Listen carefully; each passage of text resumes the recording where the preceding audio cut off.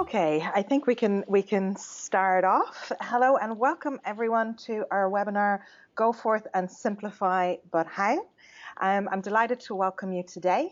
My name is Evelyn Wolfe and I'm the VP of Marketing here at VisibleThread and your host today. Before we kick off, I've got a few housekeeping items. Matt, would you mind going forward on the slide? Thank you. So our call today will last about 1 hour. And we have a question facility just to the right in your GoToWebinar control panel. Please feel free to ask your questions there and we'll get to them at the end. We've got time scheduled for that. There's also a very short survey at the end of the session, and I'd really appreciate it if you could complete it. Finally, we are recording today's webinar, and the slides will also be available, and I will share them with you in the next couple of days via email, so you have them and you can go over things again. So I'm absolutely delighted to welcome one of the US's leading experts on plain English writing and simplifying communications to our webinar today, Irene Etzkorn. She's the Chief Clarity Officer at Seagull Vision and co-author of Simple: Conquering the Crisis of Complexity. Irene, I'm so excited to have you with us today and to learn from you today. So I think without further ado, I'm just going to hand over the presentation to you and let you start presenting.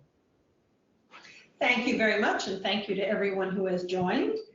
We will indeed be trying to unravel complexity today, leading toward a path of simplicity. And I believe we can all identify with the fact that we live in an increasingly complex world. Sometimes it's in the range of anxiety-producing experiences, as there are more rules, regulations, and procedures to follow. Sometimes it's as we're confronted with documents, credit card agreements, mortgage agreements, health insurance statements, etc.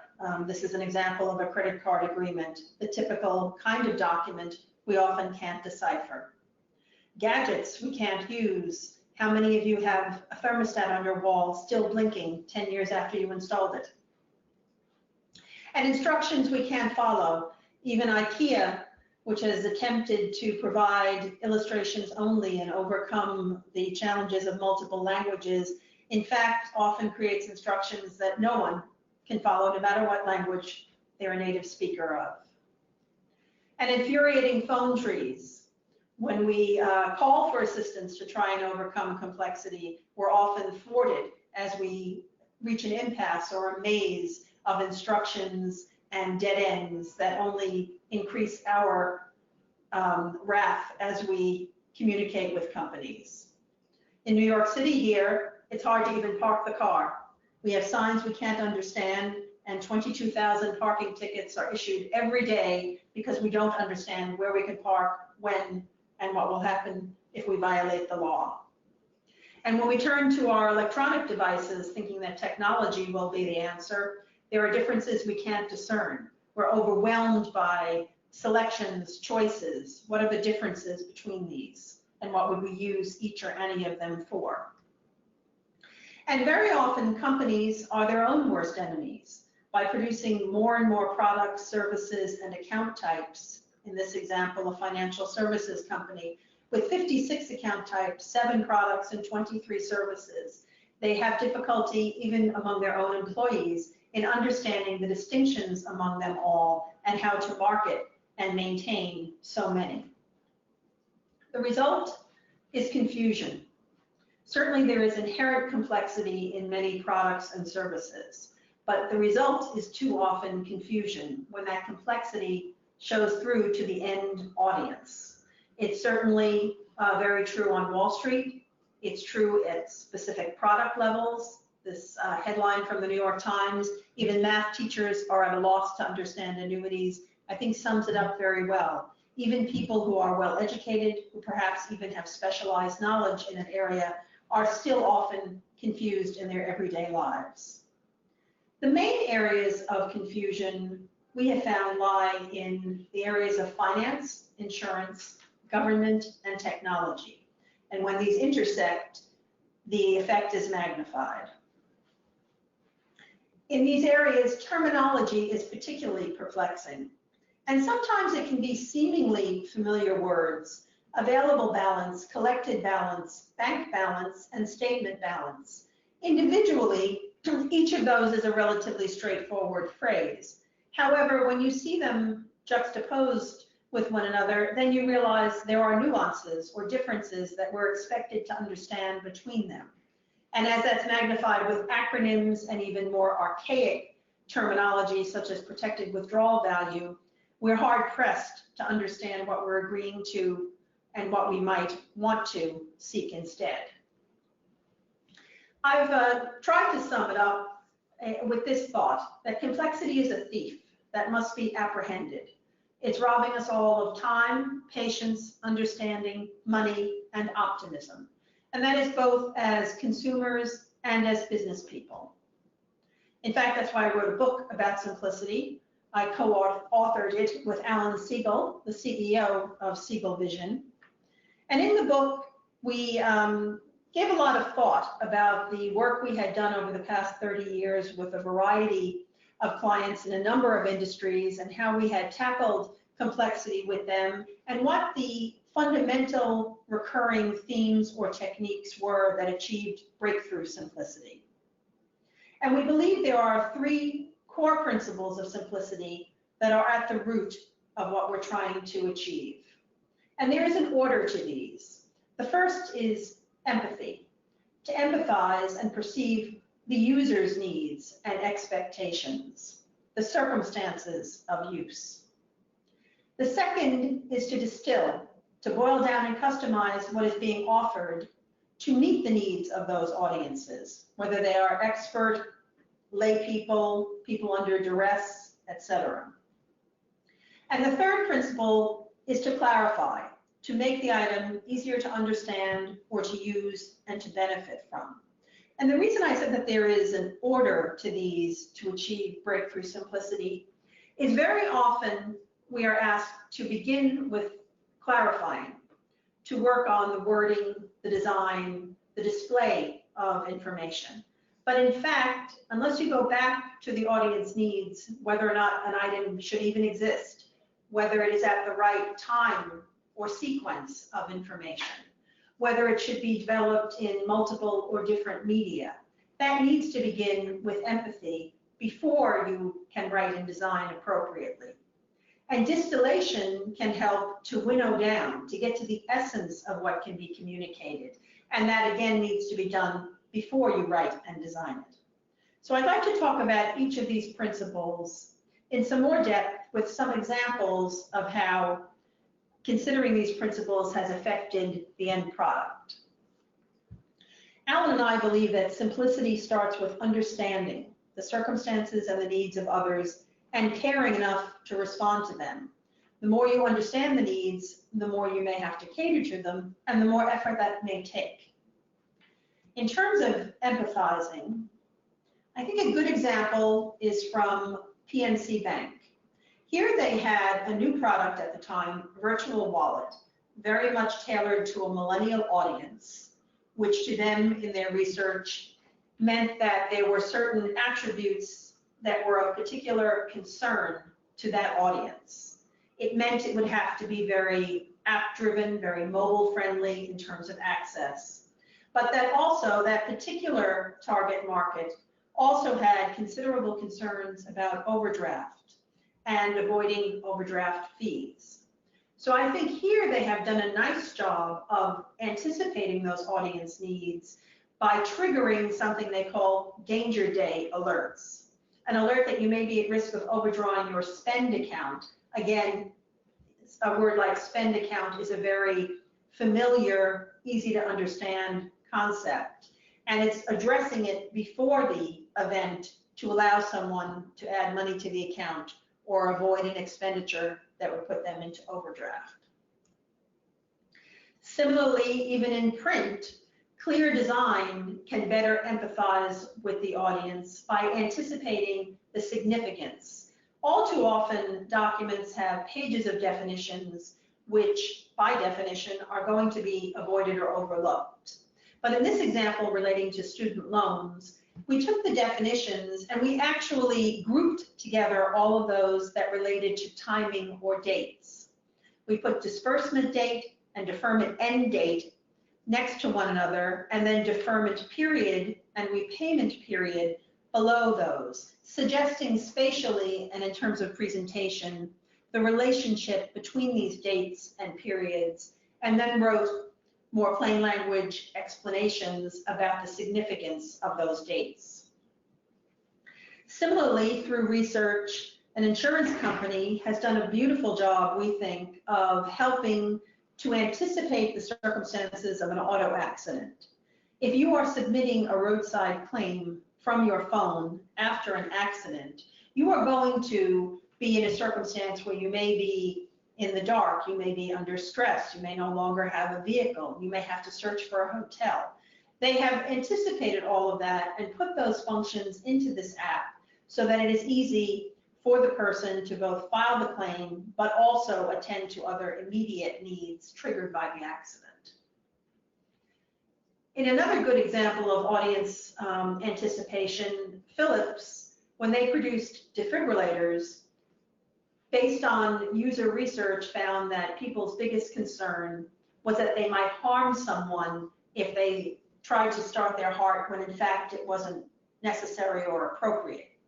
So they actually built into the device something where you can go ahead and use it and it will not activate if the heart arrhythmia isn't appropriate for the defibrillation. That's a case of taking away a burden by building it into the technology. Similarly, we find that all too often instructions do not anticipate the real world circumstance of use. For example, this is controls for a lighting system. Previously, photographs were used, which were very difficult to discern. Line drawings or illustrations were more relevant for these instructions because they could eliminate superfluous detail and focus on the exact buttons which had to be pressed at the same time or in sequence. And using the right graphic to match the type of information and the purpose of the information is very important. For example, donuts and bar charts and line charts all have specific uses and are sometimes better used to compare and contrast parts of a whole or quantities or trends over time or maps for geography. And it's important to match that graphic to what the end user will be trying to do with the information. Many people, we believe, mistakenly think that to move forward, you must add to what already exists. But sometimes what you take away can be just as important. This notion of distillation, of looking for unnecessary repetition, for redundancy, can be very critical because it automatically boils down and winnows down what information the end audience has to deal with. And as they deal with less, it becomes easier to customize and tailor what they do interact with. For a large Wall Street investment firm, we found that a typical household was receiving 28 mailings totaling more than 250 pages. Clearly, that was more than they could reasonably interact with. So in this case, we did a significant streamlining where we reduced the number of agreements, disclosures, and forms by 75%. Now, this involved a rigorous comparison between 7 different kinds of accounts, the provisions in the agreements, and where they were mutually exclusive and or redundant information. The result was quite a dramatic reduction before we ever took the step of writing and designing. In some cases, it begins with or relies on an executive mandate, and this can be very helpful. In the case of the Airbnb CEO, as he said, if you can't fit it on a page, you're not simplifying enough. I told my team they have to put the entire plan on a page this big, half a sheet by next week, same font size. Clearly, it's an arbitrary measure, but I think the spirit here is that he was implying that what needed to be communicated could be communicated in its essence with that brevity. In some cases, it's about the placement, the sequence or structure of information.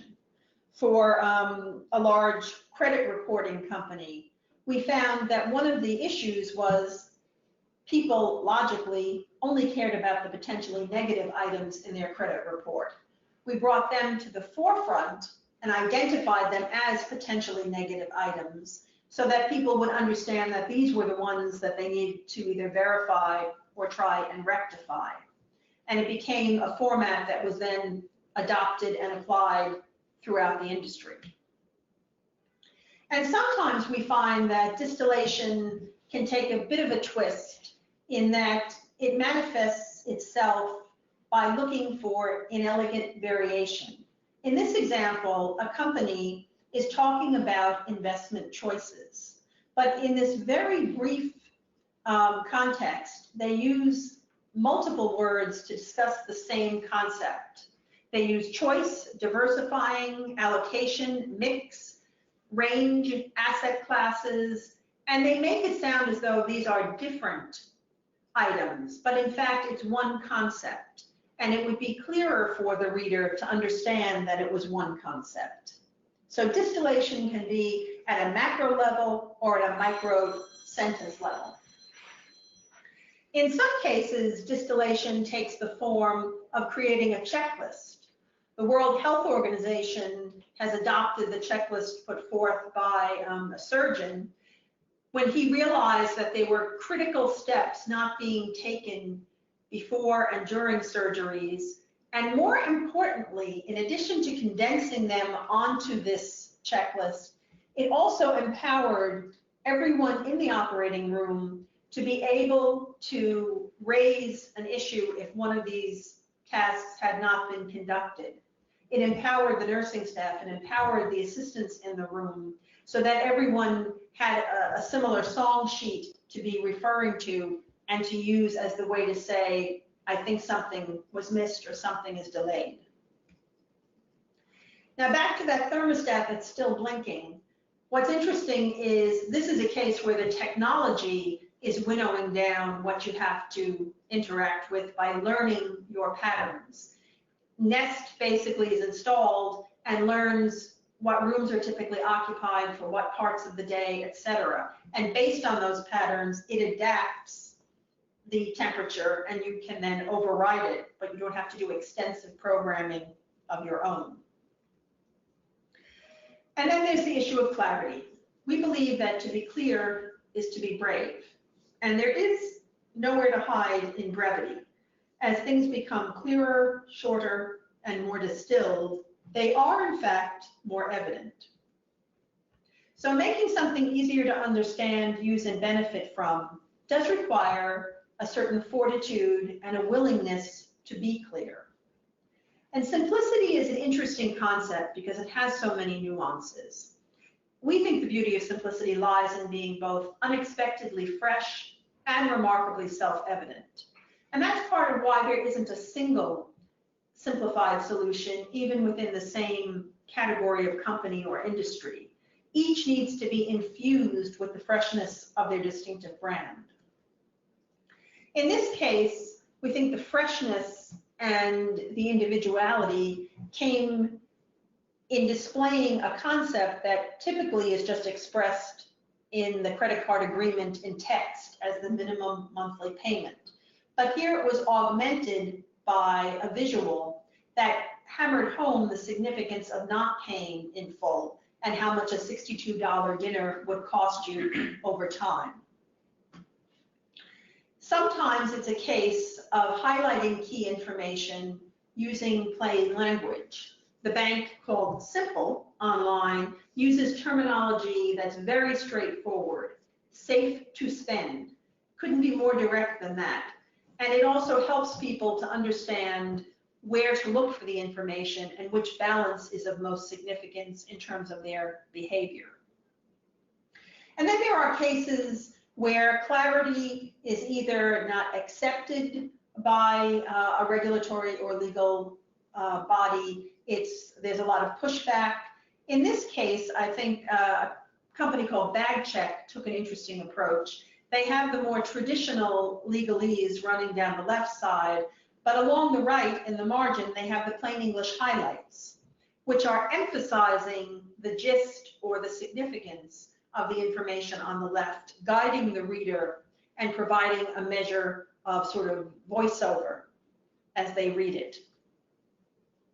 And there is certainly a phenomenon of learned helplessness among consumers. What's fascinating to me is that if you look at Amazon's terms of service, if you go to section 5710, you will find that it's about safe use of lumberyard materials. But it actually goes into the strange provision of what should happen if a zombie apocalypse took place.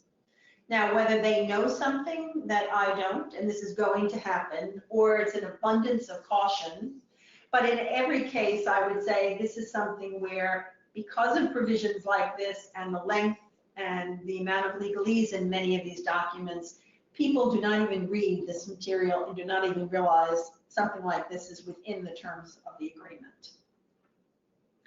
And then there's the factor of oversimplification. This is something where, in this example, a company is very well intentioned, but by providing a friendly fact, simply speaking, and a tip all on the same page, I would say that's going overboard. It's simplifying to a point where now I have 3 levels of simplicity to look for and watch out for. 1 or 2 of them would have been more than enough as a guide to simplicity in the document. And there's the interesting use of the words disclosure and transparency. And I believe that they differ significantly. Very often they're used interchangeably, and companies will say, well, we want to disclose this, or we need to be transparent. And they're talking, they think, about the same thing.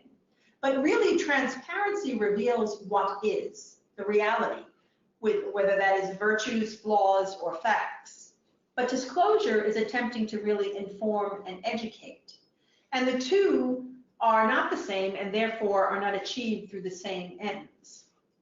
An example of a successful disclosure is one that Pew, the charitable trust, had done research and put forth a model disclosure for bank checking accounts, suggesting the items of information that people might need to know to be able to change their behavior and avoid unintentional banking fees. But I think it's a great example where that template or model was taken by multiple banks and adapted to reflect their own brand. So in this example, the same content, the same format is now rendered by Chase and Wells Fargo and has a distinctive look, tone, and feel based upon those companies' brand identities. So we're talking about combating complexity. Well, there are a number of ways to do that. In this case, for example, VisibleThread offers automated tools, which are a great first line of defense. Readability scoring can point out relative difficulty of one item or one document versus another.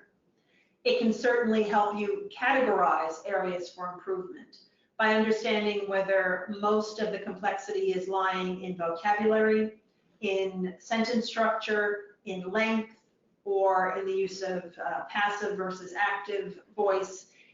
I would say it's almost like a diagnostic tool, as though you went for a blood exam and you now get a readout of the areas that require further investigation.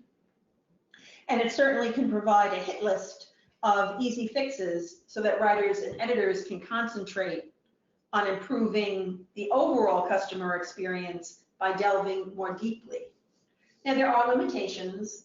Algorithms don't measure who is reading, so you don't know if you're giving this to an expert audience, if in fact it might be perfectly fine for the audience. Others sometimes will spit out words that have many syllables but are in fact quite familiar, like information, communications. So you would need to filter that in the library to avoid those commonly occurring words with many syllables. And it doesn't measure engagement or entertainment. So you don't know if somebody is particularly motivated. They may be able to overcome some of the limitations of the text. So how do you go from here to here?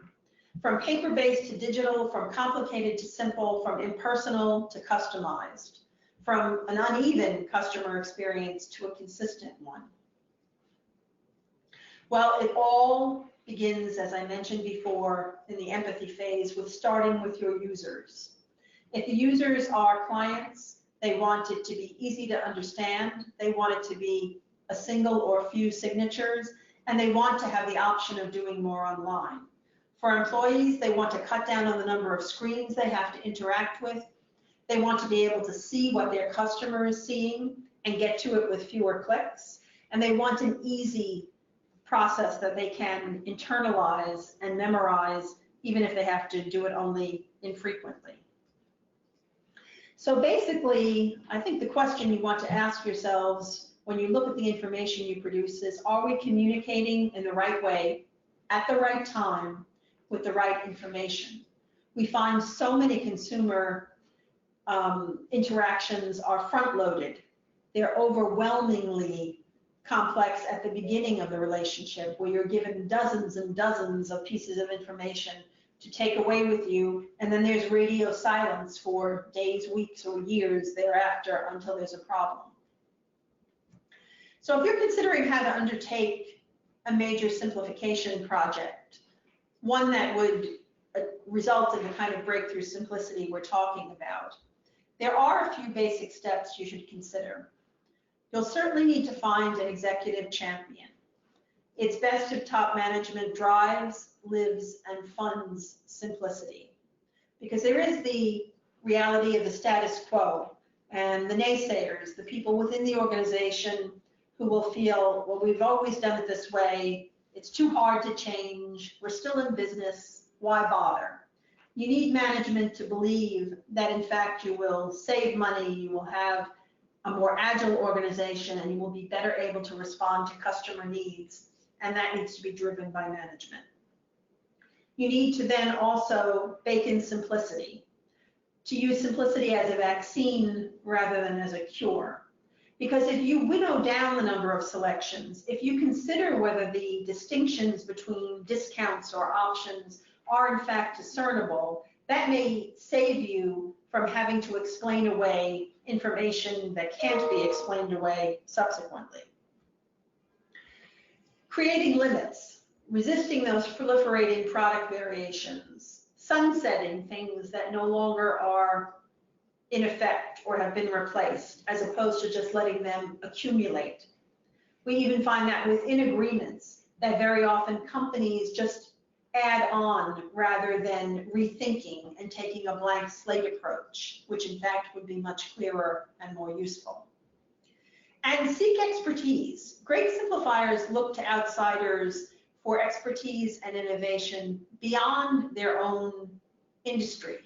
When Philips undertook a massive simplification effort worldwide, they looked for simplifiers to provide inspiration from the industries far from what they did.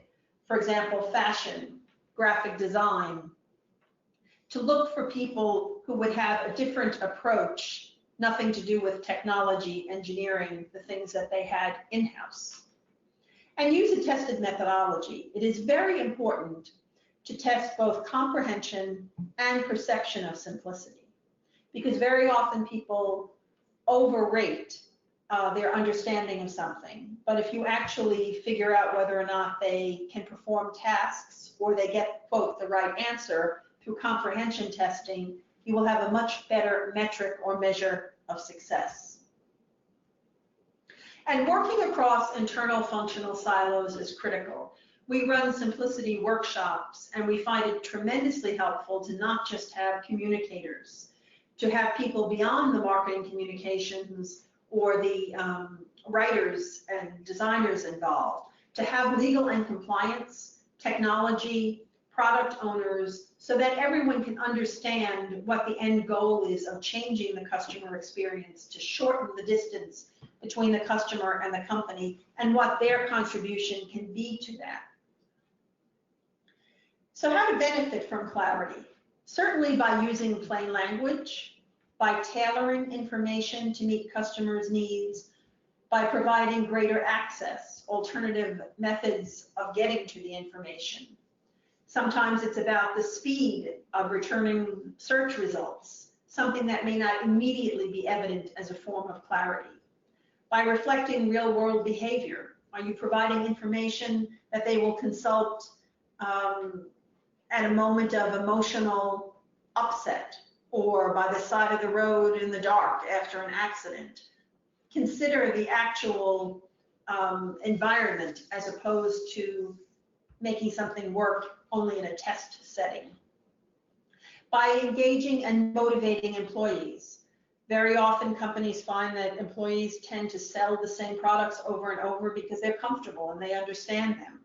So the more complicated the information, the bigger the hurdle for them to adopt and consider other products and services to sell. And by delivering a consistent customer experience, so there isn't an unfortunate drop-off from the sales to the service or the transactional part of the relationship after the marketing. And the cost benefits of simplification come in many different ways. For some, it's additional revenue after they have simplified bills and they realize greater and faster collection. Sometimes it's retaining customers who would otherwise be lost and not renew. For some, it's actual reduction in customer service calls and the amount of time spent on those calls. Sometimes it's reducing the page count and consolidating information, resulting in fewer mailings, as well as less printing and postage. So it can be many, many different factors here. It depends upon the industry, the objective, the scope and scale of the project. But in all of these simplification efforts, collaboration is key. Bring into the same room, if you are undertaking one of these projects, people from the voice of the customer area of the company, the subject matter experts, the sales or agent force, the legal regulatory area, the primary content developers, as well as the dedicated writers and editors. It's important that people understand that they all affect the customer experience. And there's often a land grab in terms of the real estate of a home page or the first page of a document. And all of these areas will vie for that, real estate, and need to understand how they can work together and collaborate with the end audience in mind. What really we've been talking about here is something you may have heard discussed as design thinking. This idea of going through the stages in an iterative way, from empathy, distillation, and clarity, resulting in prototyping, which is then tested, refined, and those are the iterations I'm speaking of, to get to an implementable solution that you know, in fact, will respond to audience needs. What we hope and desire is that customers will hear one voice everywhere, every time, whether they are interacting with letters, notices, agreements, mobile apps, online interfaces, sales materials, or even face-to-face customer service interactions. Because we think that that's a deeply branded customer experience, where your brand purpose is expressed in each and every customer touch point and customer interaction. And I think at this point, Evelyn would like to augment what I've been saying with a little discussion about the VisibleThread technology and how it relates. Absolutely. Irene, thank you so much. That was so interesting. I really appreciate all the examples that you shared. And I have for everybody listening another one here where you can see, again, with a couple of statistics, when you take the advice given by an expert such as Irene and you marry it up with technology, that you really end up at something that, you know, you can call simplicity 2.0, where, you know, in this this example, we have a financial services organization that was able to reduce the related resubmissions by 23% and reduce related call center costs, call center calls by 19%, simply by changing the explanation of benefit letters and injecting simplicity and clarity into these. So that really does make a big difference. I'm just going to take the, thanks Matt, and all of this was done actually through the VisibleThread Insights platform, and we make up the Insights platform through two pieces. One is the readability piece, which is really for content creators, where we support content creators in objectively scoring what they've written and clarifying their message. So that helps them create better user experiences. And then there is the measurement piece, VT Insights, where we measure that single tone of voice that Irene was just talking about there as well, in real time across the entire organization. And that helps improve the bottom line. So again, back to that example of the reductions of calls coming into the call center. So that mix of really creating better experiences and helping businesses become more efficient is what clarity and simplicity can do for you. Now we do have time for a couple of questions, so let me just log in here. Right, the first question that came through, Irene, what should the first steps be? I know you talked a little bit about this already, that a company should take, or an individual in a company should take, to tackle complexity.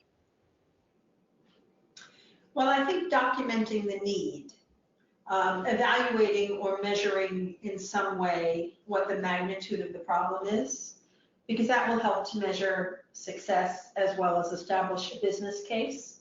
Mm-hmm. So understanding whether it's a customer service inquiry problem that's resulting, whether it's a lack of customer retention or non-renewal, if it's a case where it's not in compliance with regulatory requirements or changes and therefore needs to be clarified. So understanding what problem is to be solved, I think, is probably the most essential starting point. Definitely, I would agree. And I actually have a follow-on question for you. I would love to hear your opinion on this, because it is something that I get asked quite a lot, which is, how do you tackle that balance between something being a legal document and there having to be a level of compliance and a certain level of legalese, if you will, and simplicity? How do you strike that balance? It occurs in almost every assignment that we're involved in. And we have found the reality is usually not as significant as the anticipation of objections. By that I mean the lawyers usually may have more concerns in the abstract, but when you actually put forth a simplified alternative, or float a trial balloon, as we like to say, where we show an example rewritten or restructured to give them an idea of the level of simplification that we're talking about and what the intent is, they are very often reassured and can actually be great allies, because when they are confident that the regulatory sufficiency will be maintained, they can then be actually quite creative in saying, well, the regulation states this, but that's really the intent, as opposed to a hard and fast rule. For example, it can be important to go back to the actual regulation to understand, has it just been interpreted that something must be in all uppercase or be placed in a certain part of a document. In fact, the regulation may say something more like it has to be more prominent than other information, or it has to be clear and conspicuous. And there may be some latitude in how that can be implemented or translated. Definitely, I would agree with that, and I think it's quite important to. I loved your examples about bringing in the design together with the language to help people get a full understanding and an ability to actually tackle, in particular legal documentation or terms and conditions? The design element, I think, is particularly important for a number of reasons.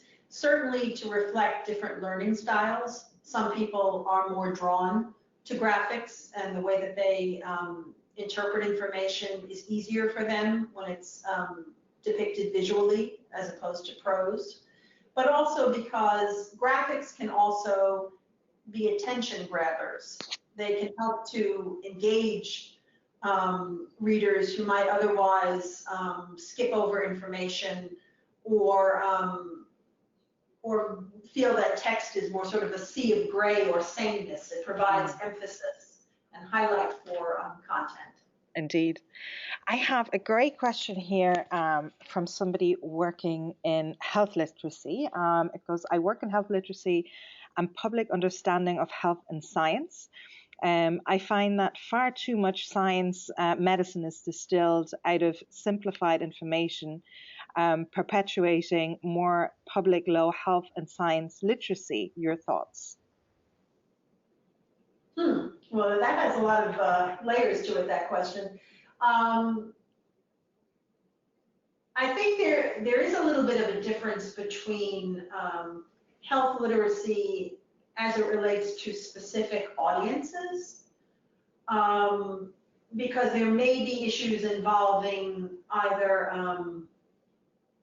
levels of education, socioeconomic factors, some backdrop issues that may not be easily translated across a very broad audience. So I don't know exactly what they're referring to there, but I think the crux of the question was, if you start from a simplified explanation, could you be perpetuating something that gets even more watered down, I think, might be the essence of that question. And that's an interesting issue because, to me, a simplified starting point would still be an accurate starting point.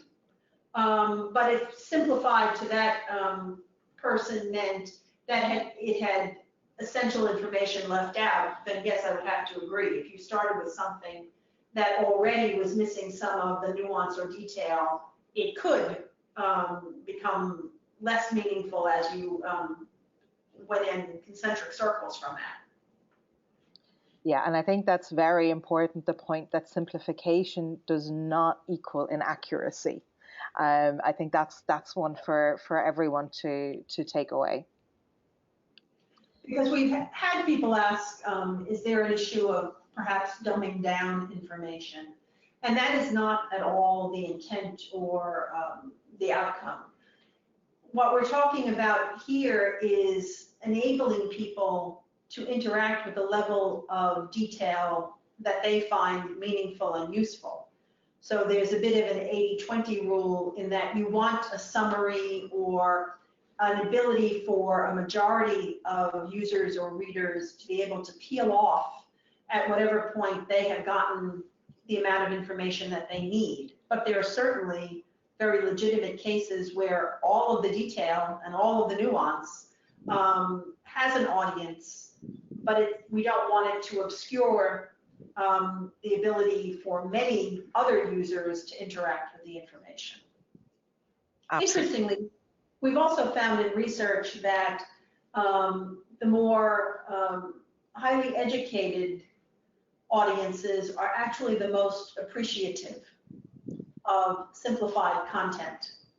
We did a study on voter ballots, and we found it interesting that the people who most appreciated and responded most favorably to simplified ballot descriptions were the people who had higher education levels, which was just a bit of an aside, but I found that interesting. Absolutely, that's very interesting, actually. I have another question here about brand identity and brand communication, which goes, what is the relation between the clarity of identity and the clarity of communication and shareholder experiences? In other words, how does having a clear identity help the brand's communication and brand experience? Well, at Siegel Vision, we believe that there are three aspects of clarity, at least. There's the idea of clarity of purpose, clarity of expression, and clarity of experience.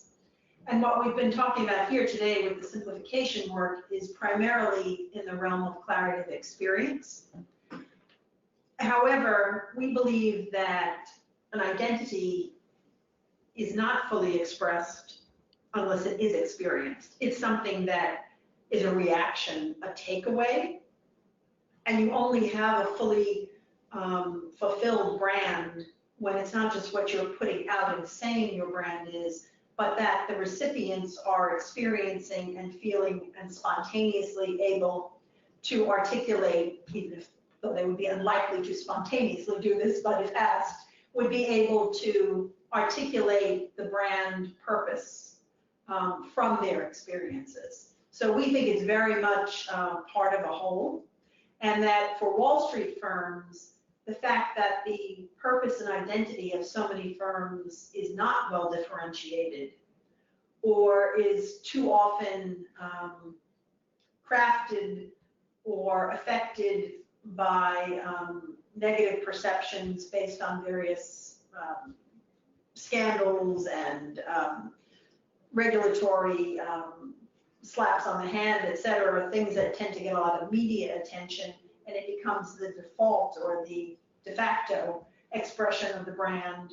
And when the information is confusing, difficult, not customized, that contributes to this sense that a company perhaps doesn't have a distinct brand or is in some way not looking out for the consumer. It's a particularly difficult area when the products themselves are increasingly complex and, as we mentioned before, voluminous in their variations.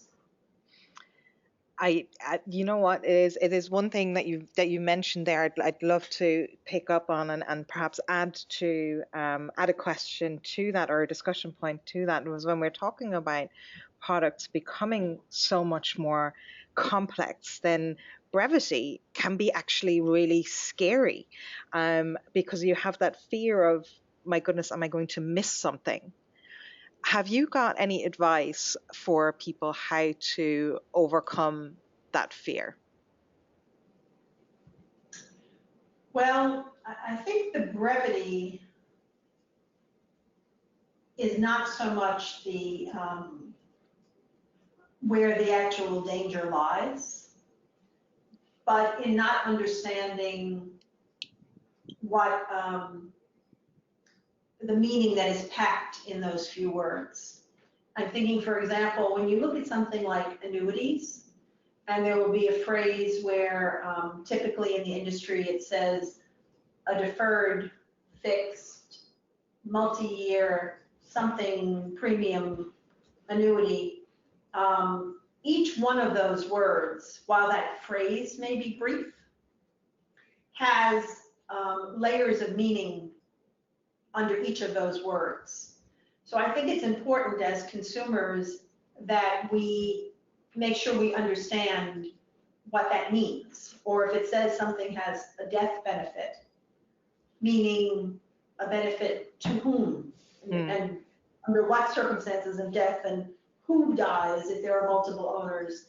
And so there is a responsibility on the part of the consumer that when a company has made something brief and is doing it as a way to help people get to the essence of the information, that we do make sure we understand what each of those short or brief explanations means.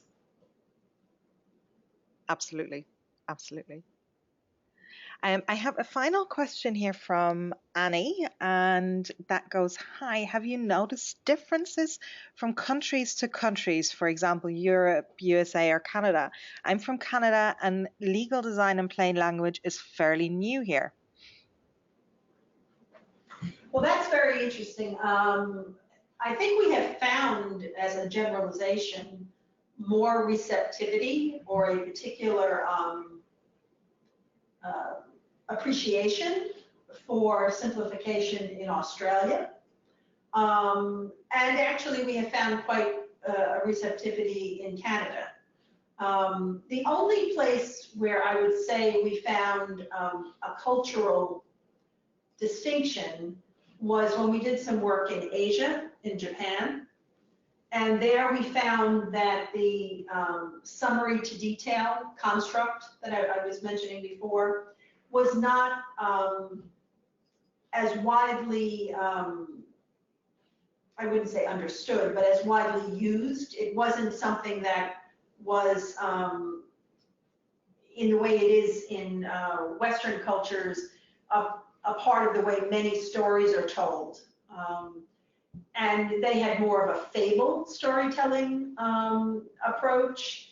So that was interesting to us, that it was something where it wasn't the reason people in other countries were responding well to a summary to detail was it played into something that they intuitively understood or had seen before. It wasn't quite as useful in some Asian cultures, but that's purely anecdotal. I don't have any widespread survey to validate that. But it is certainly, it is very, very interesting. I think from our perspective, the more people we work with, in particular in the US, we see that there's more and more of an appetite for plain language.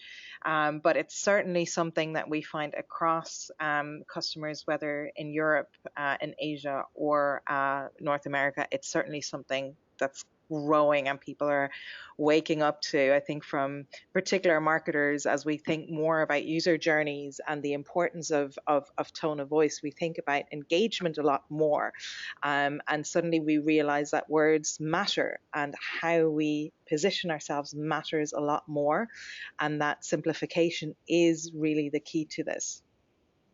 Mm-hmm. Yes, we do find it to be a very universally appealing concept. Yes. Certainly growing. That was the last question I had for you, Irene. I want to thank you very, very much for coming on today. Matt, if you wouldn't mind going forward one slide just so that people can see our contact details. To everyone on the webinar, thank you so much for joining us today. You can see there Irene's and my contact details. If you have any questions, please feel free to reach out to us. Feel free to follow Irene on Twitter as well at Irene_Etzkorn. And if you would like a demo of VisibleThread and the VisibleThread Insights platform, please feel free to email either myself or just book your demo at info@visiblethread.com. Thank you everyone for joining. Irene, a big thank you to you for joining us today. It was a real treat and pleasure to have you. And thank you for inviting me. You're very welcome. And to everyone, we'll be sharing out the recording of this webinar with you very, very soon. So keep an eye out on your inboxes. Thank you again. Have a lovely day. Bye-bye.